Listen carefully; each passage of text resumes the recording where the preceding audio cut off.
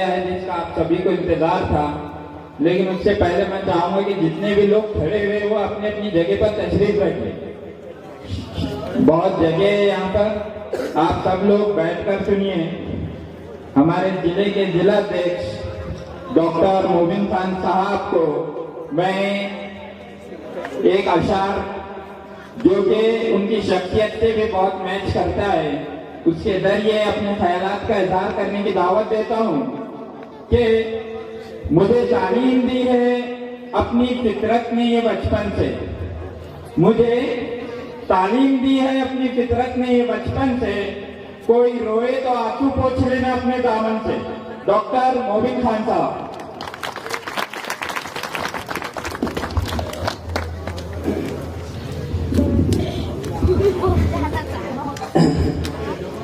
सागर खेड़े की ये सरजमीन पर ये जो जलसा रखा है इंसानियत की बुनियाद पर रखा गया है। यहाँ मौजूद अमजद भाई, तौसीफ भाई, हमारे जिला सीओ मोहम्मद सिफात साहब और यहाँ मौजूद नौजवान साथियों, बुजुर्गों, बच्चों और जहाँ तक मेरी आवाज़ जा रही मेरी माँ बहनों, अस्सलाम वालेकुम। ये बात आया है दुनिया पर, ये बात आया है दुनिया पर, हम फूल भी हैं तलवार भी है। ये बज़्म जहां महकाएंगे या खून में नहा कर दम लेंगे, अरबाब हुकूमत से कह दो ये अज़्म किया है हम सब ने, जो हक के मुकाबिल आएगा हम उसको बता कर दम लेंगे। हम एक खुदा के कायल है, दिलदार है दिल हक छोड़ देंगे, हम हक के निशा है दुनिया में, बातिल को मिटा कर दम लेंगे। भाई ये बात तो भूल गया हूँ मैं आपको, लेकिन एक दूसरी बात मैं तमाम हजरत, साथ ही अपने मोदी जी, योगी जी, अमित शाह और जितने भी हजरत हैं इनसे एक बात पूछना चाहता हूँ। क्या बात पूछना चाहता हूँ? एक ये बात पूछना चाहता हूँ, गीता, भगवत गीता जो है ना, उसको मैं दिल से मानता हूँ। चलो मैं मेरी बात करता हूँ, आप लोग मानते हो या नहीं ये बताइए। वसुधैव कुटुंबकम, वसुधैव कुटुंबकम, इसके मीनिंग आप लोगों के नजदीक क्या है? मेरे नजदीक इसके मीनिंग ये है कि ये जो दुनिया है ये एक फैमिली है, ये जो लोग बैठे हुए ये एक फैमिली है, जो मेरे हिंदू भाई है वो भी इनके भाई है, जो जय भीम भाई है वो भी इनके भाई है, तमाम एक फैमिली है। तो क्यों इस भारत में ऐसा दौर चल रहा है कि टारगेट बनाया जा रहा है? क्यों आप आपके ही फैमिली को टारगेट बना रहे हैं? दाढ़ी के नाम पे टारगेट बनाया जा रहा है, टोपी के नाम पे टारगेट बनाया जा रहा है, मस्जिदों के नाम पे टारगेट बनाया जा रहा है। तो इसका जवाब प्लीज दीजिएगा, आपके हिसाब से दीजिएगा। मैं भगवत गीता को मानता हूँ और भगवत गीता के हिसाब से मैंने मेरा जवाब दे दिया। आप मानते हैं या नहीं मानते हैं ये आपका जमाना देख रहा है। आप करतूत बोलते कुछ है और करते कुछ है। चलो ये दूसरी बात, मुसलमान भाइयों, जय भीम भाइयों और दलित भाइयों, मैं आपसे एक बात पूछना चाहता हूँ। सोसाइटी क्या है? आपका एक घर है, किसी की एक फैमिली है। अगर फैमिली में आपकी चेयर टूट जाती है, कोई चीज खराब हो जाती है, आप लोग उसको निकाल के फेंक देते हैं। ये हाल मुसलमानों का हो गया है। आज हम बैक एकदम बैक जाते जा रहे हैं। हमें कोई बेस्ट डॉक्टर नहीं है, हमें कोई बेस्ट इंजीनियर नहीं है, हमें कोई बेस्ट जज नहीं है, कोई बेस्ट वकील नहीं है, कोई बेस्ट पॉलिटिकल नहीं है। सब के सब हम गुमराहियों में पटे हुए हैं। कोई कांग्रेस का गुमराह लीडर हमें गुमराह कर देता है, कोई राष्ट्रवादी का गुमराह लीडर हमें गुमराह कर देता है। हम आपस में लड़ते हैं और वो लीडर कभी साथ नहीं आते। ये मैं आपको अपनी सोसाइटी के लिए बोल रहा हूँ। अगर हमें इन लोगों को बताना है कि हमारी आपको जरूरत है, तो आपको बेस्ट डॉक्टर बनना पड़ेगा, आपको बेस्ट इंजीनियर बनना पड़ेगा, आपको बेस्ट जज बनना पड़ेगा, आपको बेस्ट वकील बनना पड़ेगा। ये मासूम बच्चों का जो भविष्य ये आप लोगों के हाथ में है। ऐ मेरे बुजुर्गों, मुझे पता है आपकी जिंदगी हो गई, आपने कांग्रेस में 50 साल दे दिए, आपने राष्ट्रवादी में 50 साल दे दिए। मुझे तो यहाँ तक मालूम पड़ा है कि आजादी 1947 में हुई है, लेकिन सागर खेल अभी भी आजाद नहीं हुई है, ये किसी राष्ट्रवादी लीडर के कब्जे में है। तो मेरे भाइयों को आजाद करने के लिए तुम लोग जो यहाँ जमा हुए हो, मैं आया हूँ, हम लोग आया है, इंशाल्लाह हम आज़म करते हैं कि हम सागर खेला को आजाद करेंगे और सागर खेलने का जो सरपंच देंगे इंशाल्लाह मजलिस का देंगे। चलो भाई, मैं दूसरी बात बताता हूँ। दूसरी बात क्या, तुम लोगों को टारगेट किसके लिए किया जाता है? तुम मुसलमान हो, जय श्री राम बोलो, जय श्री राम बोलो। मैं तो जय श्री राम बोलता हूँ, लेकिन मुझे बोलने के लिए क्यों कहा जा रहा है? जय श्री राम तो सच्चाई का प्रतीक है। राम तो वो है जो के हुकूमत के लिए जिन्होंने वनवास चले गए और जिन्होंने हुकूमत छोड़ दिया वनवास चले गए। तुम तो मौत के समंदर पर चेयर पे बैठो, तुम खून पे चेयर पे बैठो, तुम गद्दार हो, तुम गद्दार हो, तुम झूठे हो, तुम नामाकूल हो, तुम कैसे हो तुम्हें कुछ पता नहीं, तुम इस भगवान के नाम पे राजनीति करते हो, तुम्हें पता नहीं। दूसरी बात बताओ, शिवाजी महाराज के नाम पे आपको डराया जाता है, आपको पता होना चाहिए। शिवाजी महाराज कौन? शिवाजी महाराज जिन्होंने अपने राजधानी रायगढ़ में अपने दरबार के सामने मुसलमानों के लिए एक मस्जिद बनाई कि मैं आपसे पूछना चाहता हूँ कि उस मस्जिद में अजान नहीं होती होगी, उस मस्जिद में नमाज नहीं होती होगी, क्या उस अजान की आवाज शिवाजी महाराज के कान में नहीं आती होगी? अरे तुम किस तरह के शिवाजी महाराज के ऊपर पूछते हो? तुम कहते हो कि मस्जिदों में से स्पीकर हटा दो, तुम कहते हैं अजान की आवाज कम करो। मैं शिवाजी महाराज को मानता हूँ। शिवाजी महाराज की दूसरी बात, आगरा का जब किला फतह किया गया, नवाब का किला जब फतह किया गया, शिवाजी महाराज की सेना ने सब सामान जब साथ में लाए, उनके साथ एक मुसलमान बहू को भी साथ में लाए। शिवाजी महाराज ने पूछा ये कौन है? ये तो नवाब की बहू है, इसे यहाँ क्यों लाया गया है? मेरी बहन, मेरी माँ, मुझे माफ कर दे, इसे बाइज्जत उसके घर पे पहुंचा दो। ये है शिवाजी महाराज, मेरा स्टेटस है शिवाजी महाराज, मेरे लेबर है शिवाजी महाराज, मेरा बादशाह है शिवाजी महाराज। तुम लोगों को भड़काया जाता है, तुम लोगों को इन लोगों के नाम पे भड़काया जाता है। मेरे भाइयों, ये बादशाह लोग जो थे, ये उनके एतबार से थे, इन्होंने कभी किसी कौम पे, किसी का मंदिर मस्जिद पे कभी हुकूमत नहीं किए, ये अपने जागीर के लिए हुकूमत करते थे और ये ध्यान देते थे। शिवाजी महाराज के दौर हुकूमत में एक दौर पास था। क्या दौर पास था? एक ऑर्डर ऐसा था कि जहाँ कहीं भी कुरान का पन्ना या कुरान बिक जाए तो उसे बाइज्जत मुसलमान भाइयों के हवाले कर दो। वो शिवाजी महाराज है, हमें उनसे डरने की जरूरत नहीं, वो मुसलमानों के लीडर है, वो सबके महाराज थे।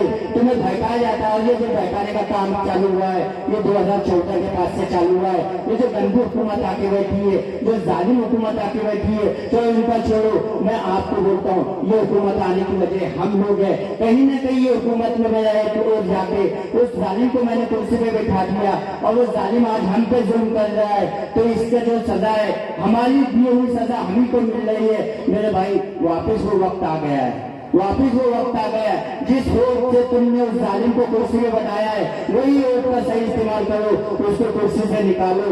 तुम्हें किसी तलवार खाने की जरूरत नहीं, किसी को बोलने की जरूरत नहीं। तुम्हारी ताकत तुम्हारे हाथ में है, तुम्हारे बच्चों का भविष्य तुम्हारे हाथ में है, तुम्हारे मस्जिदों की रहबरी तुम्हारे हाथ में है, तुम्हारे मंदिरों की रहबरी तुम्हारे हाथ में है। मेरे भाइयों, किसी को बोलने की जरूरत नहीं, अपनी ताकत एक बनाओ।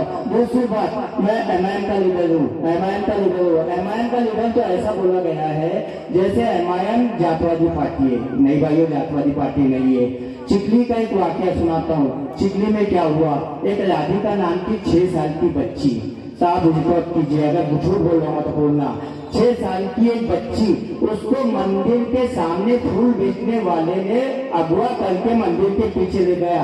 नाउजुबिल्लाह, उसके साथ क्या किया पता नहीं मुझे, उसे दफना दिया, पेड़ के नीचे दफना दिया, धूले पे दफना दिया। जब उसको पकड़ा गया, बच्ची को लाया गया, कहाँ थे राष्ट्रवादी के बड़े बड़े हिंदू लीडर, कहाँ थे बड़े बड़े आरएसएस के लीडर, कहाँ थे? बिल्डाना बंद करने वाला कोई था तो डॉक्टर मुबीन खान था, एमआईएम का लीडर, जिसने बंद किया। मैं मुसलमानों के लिए पॉलिटिक्स नहीं करता हूँ, मैं करता हूँ पॉलिटिक्स यतीमों के मुस्लिम बच्चों पे ऐसा आरोप लगाया, 24-25 लड़कों को उठाया गया कि उन्होंने पड़ोसी मुल्क के नारे, जिंदाबाद के नारे लगाए। कौन सा पड़ोसी मुल्क? हम तो उस पड़ोसी मुल्क को मानते नहीं। हमने तो 1947 से उसको छोड़ दिया, हम उसको देखते भी नहीं। लेकिन मेरे भाइयों, ये इल्जाम बहुत बड़ा था। मैं अपनी जिला टीम के साथ एसपी ऑफिस में पहुंचा, सुनील तरासने साहब के पास पहुंचा। साहब का जो जवाब देने का तरीका बहुत अच्छा था। सुनना भाइयों, मैंने कहा, क्या कहा? मैंने कहा, साहब हम लोग यहाँ पे इंडिया का सर्टिफिकेट कब तक बांटेंगे? हम ऐसे नारे कभी नहीं लगा सकते। अगर आपको थोड़ा बहुत भी शक है तो हम 5 से 10 लोग यहाँ आए हैं। आपकी बंदूक निकालिए, हमारे सर पे मार दीजिए। अगर ऐसे नारे का आपको शक होता है तो हमारा खून तुम पर माफ है। और हमें बोलिए कि ये नारा लगाइए, हम बोलेंगे गोली चला दो, ये नारा नहीं लगेगा। लेकिन भाइयों, वो एसपी साहब ने क्या कहा? एसपी साहब ने कहा, डॉक्टर साहब बहुत अच्छी बात है, लेकिन आपके लीडर कहाँ है? कोई बोलने को तैयार नहीं। आप लोग प्रेस कॉन्फ्रेंस लो, बोलो बोलो बोलो, कौन बोलेगा? कोई नहीं बोलेगा। तुम देखोगे, डॉक्टर मुबीन बोलेगा, असद आविसी साहब बोलेंगे, इम्तियाज जलील साहब बोलेंगे। नहीं भाइयों, तुम्हारा कदम तुमको उठाना है, तुमको पुलिस के पास जाना है, पुलिस वालों से तुमको सही तरीके से काम लेना है। वो बिल्कुल काम करेंगे। और दूसरी बात ये भी बता दूं, अगर वो तुम्हारा काम नहीं करेंगे, इलीगल तरीके से काम करेंगे, तो भाइयों उनके लिए भी एक अलग इलाज है, उनको अपना घर जाना पड़ेगा। ये कोई मामूली बात नहीं भाइयों, तो मैं समझाने की बात कर रहा हूँ। मैं पॉलिटिक्स बहुत कम करता हूँ, मैं अपने आप को आप लोगों को जगाने की बात कर रहा हूँ। मेरे भाइयों, दूसरी बात आपको, तीसरी बात क्या बताऊँ? एक बात ये बताता हूँ, जब भी तो हमने हिजाब के लिए मुद्दा उठाया, हिजाब का मुद्दा उठाया, हिजाब के मुद्दे के लिए भाई देखो, बच्ची ने बुर्का पहनी हुई है, आपकी बहन ने बुर्का पहनी हुई है। जब हिजाब का मुद्दा था तो कहाँ गए थे मेरे मुस्लिम लीडर? कहाँ गए थे? कोई नजर नहीं आया। क्या सिर्फ मेरे घर की बच्ची नकाब पहनती है, आपकी बच्ची नकाब नहीं पहनती? क्या आपको चाहिए था कि हिजाब बैन हो जाए, आपके बच्चे सड़कों पर वैसे घूमे? नहीं, कोई नहीं चाहेगा। लेकिन बोलेगा कौन? तुम्हें बोलना होगा। तुम्हारे अंदर एक बहुत बड़ा लीडर छुपा हुआ है, लेकिन दबा हुआ है, डरा हुआ है, कैद है, उनको आजाद करो, बोलो, और बोलने से ही तुम्हारा काम होगा। दूसरी बात, एक बात बताओ भाई, भारत माता की जय, भारत माता की जय बोला जाता है। क्या बोला जाता है? भारत माता की जय। अच्छा, भारत माता की जय बोला जाता है, ठीक है। तो भाई भारत माता की जय नारा कहाँ से इजाद हुआ? तुम लोगों को मालूम होना चाहिए।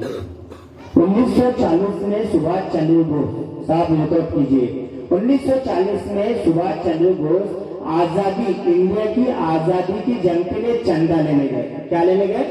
चंदा लेने। चंदा लेते लेते लेते मुसलमान करोड़पति के घर पे पहुंचे, जिसका नाम था यूसुफ मालपानी, ठीक है। उसके घर पे पहुंचे, बोले कि यूसुफ, अपने को आजादी के लिए चंदा जमा करना है, आप पैसे दीजिए कुछ। उसी टाइम पर यूसुफ मालपानी ने 1 करोड़ का चंदा दिया। कितने करोड़ का? 1 करोड़ का चंदा दिया, 3 मेरे दिए। उसी यूसुफ मालपानी के घर में एक बूढ़ी माँ थी, बेबस माँ थी, अंधी माँ थी। वो अंधी माँ कहने लगी कि कौन? सुभाष चंद्र बोस आया है। कौन कहने लगी? बूढ़ी माँ। उस टाइम की 70-80 की साल की बूढ़ी होगी, वो इंडिया के लिए कहने लगी कौन आया है? सुभाष चंद्र बोस। सुभाष चंद्र बोस, यूसुफ मालपानी ने तो 1 करोड़ रुपए दे दिए, मैं तो बेबस हूँ, अंधी हूँ, कुछ दे नहीं सकती। तो भाई, तो उसने कहा, तेरे एक बेटा है शाहनवाज खान, शाहनवाज खान को तू इंडियन फौज में दे दे, और तू जब इसको दे देगी तो हमारा वसूल हो जाएगा। उस बूढ़ी माँ ने शाहनवाज खान को उनकी फौज में दे दी। जब शाहनवाज खान ने जंग आजादी में हिस्सा लिया तो इंडिया टीम का कप्तान बना। कप्तान बनते बनते जब वो जंग आजादी में शहीद हो गया, सुभाष चंद्र बोस ने उनकी लाश को लाए, उस बूढ़ी माँ को बुलाया गया कि तेरा बेटा शहीद हो गया। वो देख नहीं सकती थी। सुभाष चंद्र बोस के आंखों में आंसू थे। सुभाष चंद्र बोस ने पूरी इंडिया की फौज को जमा किया। क्या पूछा? क्या बोला? पता है कि इंडिया की फौज, ये बूढ़ी माँ कौन है? कौन है? ये है भारत माता। तुम भारत माता की नारा देने का बोलते हो, नारा इजाद करने वाले हम लोग हैं, चंदा देने वाले हम लोग हैं, और तुम हम ही से बोलते हो भारत माता की जय बोलो। मेरे भाइयों, तुम मुझे बोलना बहुत कुछ है, बहुत चीजें बोल के आया हूँ, लेकिन मेरे भाइयों का टाइम की कमी है। टाइम की कमी की वजह से मैं नहीं बोल सकता। इंशाल्लाह ताला मैं मजलिस में इंशाल्लाह यहाँ से हम सरपंच भी लड़ाएंगे, बहुत अच्छे से लड़ेंगे। मेरे भाइयों, आप लोगों को साथ देना है। आज मैं यहाँ जितने लोग आए इनका शुक्रगुजार हूँ कि आज आपने मस्जिद को यहाँ पे इजाद कर दिया। और मुझे मत पता है मस्जिद ऐसी बात ही है कि आग लगा दो आग लग जाती है। ये पहला जलसा है, इंशाल्लाह ताला दूसरा तीसरा टाइम में ये पूरे गांव को लेकर डूबेगा और इंशाल्लाह ताला यहाँ से मस्जिद का सरपंच देगा। आप लोग इसलिए तैयार है, अपना हाथ उठा के बोलिए कि हमें मस्जिद का सरपंच देंगे ना। चाचा जी ने तो सबसे पहले चाचा जी हाथ उठा रहे, उन्हें पता है कि आप लोग का बहुत हो गया, इनको घर पे जाने का टाइम हो गया। ठीक है भैया, जहाँ के है बुलडाना मैं उनका घर है तो वहीं भेज दो, अब यहाँ उनकी जरूरत नहीं। ठीक है, मैं इतना कह के अपनी जगह लेता हूँ। आप लोग 37 से अभी आगे का प्रोग्राम हो, किसको अध्यक्ष पद दी जाएगी अखिल भाई बताएंगे।